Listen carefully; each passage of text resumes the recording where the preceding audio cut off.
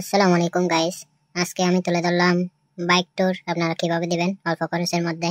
মানে আমাদের ফেক উপজেলার আশেপাশে আসলে অনেক সুন্দর সুন্দর মনোরম পরিবেশ, অনেক সুন্দর সুন্দর জায়গা আছে। তো এই জায়গাগুলোতে আপনারা কিভাবে বাইক ট্যুর দিবেন এটা দেখানোর চেষ্টা করতেছি। আজকে আমাদের যাত্রা হচ্ছে যে মহেশখালী, শাপলাপুর, তারপর মাতারবাড়ি, কয়লা বিদ্যুৎ। তো এখন আমরা যাত্রা শুরু করলাম ফেকোচমনি থেকে। এখন বর্তমানে আমরা লাল ব্রিজ পার হয়েছি। আমাদের ফেকো থেকে যেতে গেলে আপনার সর্বপ্রথম ফেকোচমনি থেকে আপনার চকরিয়ার উদ্দেশ্যে রওনা দিতে হবে। চকরিয়া লাল ব্রিজ হয়ে বদারখালী। এখন আমরা বদারখালী ব্রিজ পার হলাম। বদারখালী ব্রিজ পার হওয়ার পর এখন দুই পাশে আসলে অনেক সুন্দর একটা মনোরম পরিবেশ। আসলে এখন আমরা মাতারবাড়ির কাছাকাছি চলে আসছি, মাতারবাড়ি কয়লা বিদ্যুতের কাছাকাছি। আসলে জায়গাটা যে এত সুন্দর, যে গেছে সে বলতে পারে। অনেক সুন্দর, অত্যন্ত সুন্দর।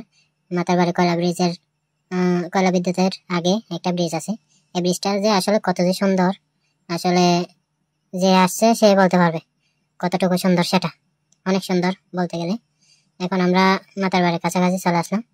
সো এখন মাতারবাড়ি আমরা কয়লা বিদ্যুতে চলে আসছি।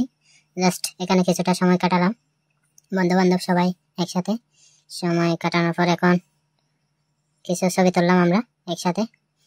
এখন আবার রওনা দিচ্ছি উল্টো পথে।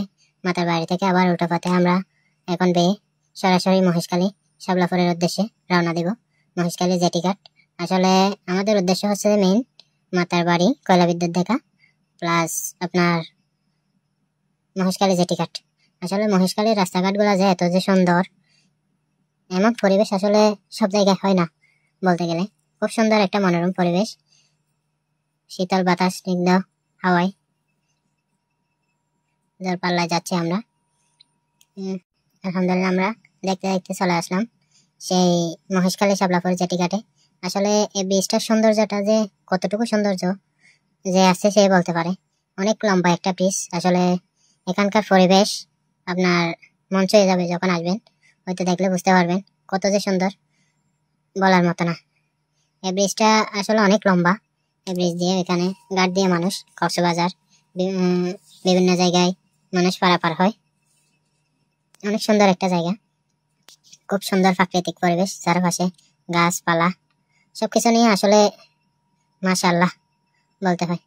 এখন আমরা জেটিঘাটে চলে আসলাম। এখানে কিছু স্মৃতি ধারণ করে নিলাম, যেহেতু বন্ধু বান্ধব আসছি কিছুটা স্মৃতি ধারণ করার জন্য।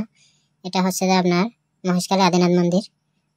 আসলে পরিবেশটা অনেক সুন্দর। সবাই ভালো থাকবেন, সুস্থ থাকবেন।